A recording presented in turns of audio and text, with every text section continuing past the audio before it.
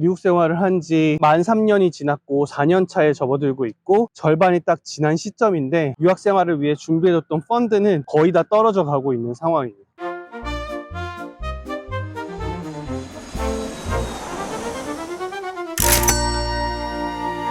안녕하세요, 제이콥 와입니다. 오늘은 모처럼 아내 학교 데려다 주러 다운타운에 나왔다가 좀 산책하면서 촬영을 하면 좋겠다 해가지고 지금 촬영을 시작했습니다. 완연한 가을인데요, 낙엽도 굉장히 많이 떨어지고 단풍도 예쁘게 들어서 정말 예쁜 것 같아요. 중년 유학생의 배우자로서 힘들었던 것들을 이것저것 이야기하는 중인데 경제적인 문제에 대해서 이야기를 좀 해보려고 해요. 유학을 오신 분들의 상황이 다 다르기 때문에 저희 집 이야기를 하면서 여러분들한테 중년 유학생으로서 생활을 하게 됐을 때 경제적인 어려움에서 오는 그런 갈등들에 대해서 이야기를 해보려고 합니다.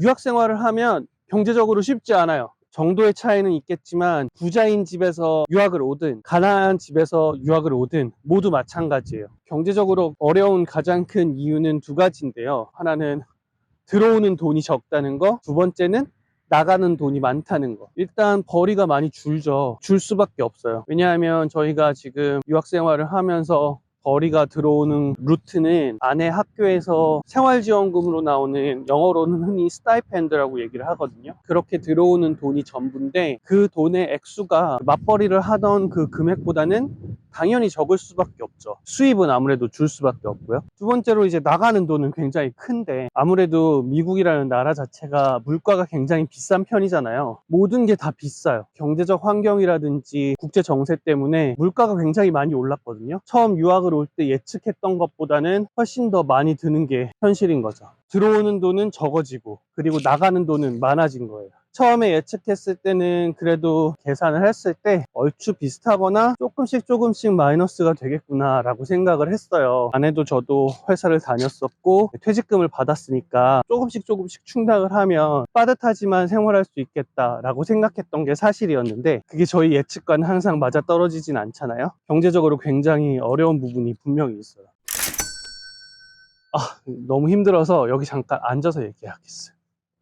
팔도 아프고 다리도 너무 아파서 잠깐 벤치에 앉은 상태로 좀 이야기를 해볼게요. 아이는 커가고 저희도 이제 40대 정도 되니까 생활 환경이라는 것들이 굉장히 중요하잖아요. 먹을 것은 물론이거니와 어떤 집에 살 것인지 이런 다양한 생활에 있어서의 필요한 것들 구매하고 서비스들을 이용을 하고 필요한 것들을 배우거나 아이한테 교육에 투자를 하거나 이런 여러 가지 필요들이 있는데 생활 지원금만 가지고는 그런 모든 것들을 충족시키기란 굉장히 어렵더라고요. 거기다가 이게 또 상대적인 부분들이 있는데 저희가 이렇게 안에 들어와서 같이 교류를 하다 보면 분명히 더 잘 사는 사람들이 있고 조금 더 어려운 사람들이 있단 말이에요. 제가 느끼기엔 유학생들 중에서 저희가 가장 경제적으로 어려운 거예요. 결혼하고 아이가 있는 상태에서 유학으로 온 사람이 안에 한 명이었고요. 그리고 나머지들은 다 20대 중반, 나이가 많아봐야 30대 초반 이런 친구들이 가장 많거든요. 그 친구들은 거의 대부분 싱글이거나 와이프가 있거나 남편이 있거나 요 정도인 사람들이 거의 대부분인데 이런 사람들 입장에선 학교에서 주는 생활지원금이 굉장히 넉넉한 편이라고도 볼 수 있거든요. 저희 입장에서 말씀을 드리는 거예요. 저희가 가장 어렵고 그 친구들은 상대적으로 넉넉한 생활을 하고 있는 거죠. 그럼 또 이런 질문을 하실 수 있을 거예요. 확실한 거냐? 너 혼자 그렇게 느끼는 거 아니냐? 라고도 할 수 있죠. 때 되면 여행 가고 방학만 되면 한국에 다녀오기도 하고 막 이런 것들을 보면 그 차이가 좀 극명히 난다고 저는 생각을 해요. 저희는 사실 영상에서 보셔서 알겠지만 대통령 선거 투표하려고 DC에 갔다 올 때도 경제적인 이유가 가장 컸기 때문에 당일치기로 이제 DC까지 운전을 제가 거의 10시간 가까이 하면서 다녀왔거든요. 그런 어떤 차이들을 경험을 하면서 상대적인 좀 어려움들이 있을 수밖에 없는 거죠.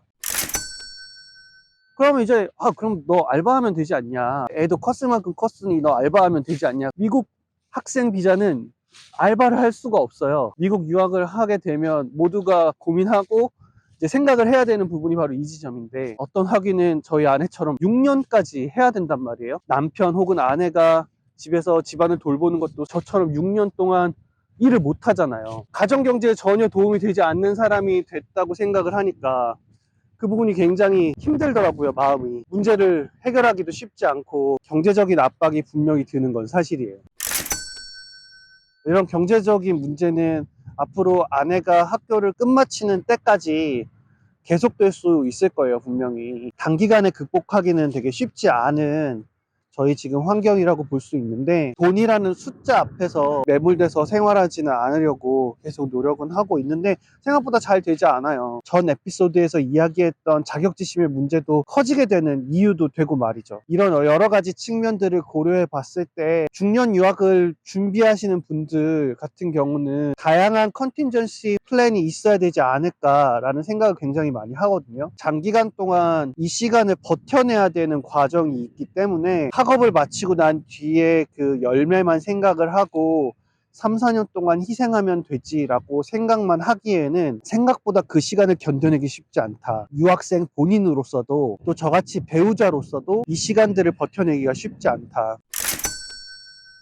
이제 가정경제에 도움이 될 수 있는 방법이 무엇일까 고민을 하다가 대학원 박사과정을 지원을 하기로 했어요. 앞선 영상들을 보시면 여러분들도 확인하실 수 있을 텐데, 작년에 한번 지원을 했었는데 안타깝게도 그때는 잘 되지 않아 가지고 올해 다시 한 번 더 지원을 하려고 하거든요. 지원을 하고 합격이 되게 되면 생활지원금을 지원을 해주니까 더블인컴이 되게 되면 안정적으로 가정생활을 할 수 있으니까 그거를 좀 기대하는 마음을 가지고 준비를 계속 하고 있고요. 이번 달 말에 지원을 할 것이고 내년에 결과가 나오겠죠. 그러면 조금 더 나은 해외 생활을 계속 지속할 수 있지 않을까라고 생각이 들었어요.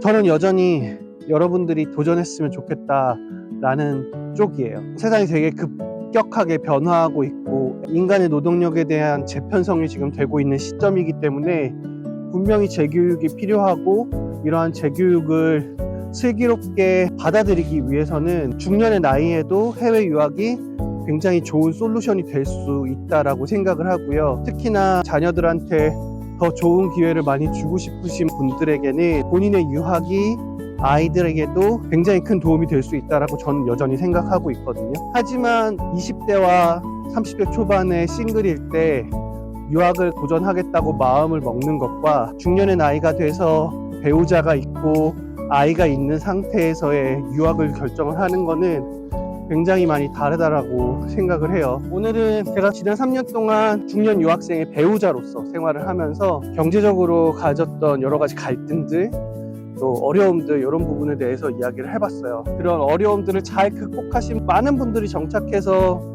굉장히 윤택한 삶을 살고 계시고 자신의 자아실현과 커리어에서의 안정적인 성과들을 거두면서 사시는 분들이 굉장히 많거든요. 그런 기대감도 저희도 가지고 계속 살아가고 있고, 그러니까 여러분들도 그런 기대감을 똑같이 가지셨으면 좋겠다라는 측면과 함께 그래도 고민은 필요하다, 이런 부분들을 꼭 얘기하고 싶었습니다. 유학생활 시작하고 중간 반환점을 돈 사람들의 이야기는 어떠신지 궁금하실 것 같아서 이렇게 영상을 찍고 있으니까 많이 관심 가져주시고 좋아요 눌러주시고 또 구독 눌러주시고, 또 궁금하신 거 있으시면 댓글 달아주셨으면 좋겠어요. 오늘은 여기까지고요. 다음 시간에 또 재미있는 미국 유학생활 이야기 그리고 중년의 해외생활 이야기를 가지고 다시 돌아오겠습니다. 그럼 다음 시간에 만나요. 안녕.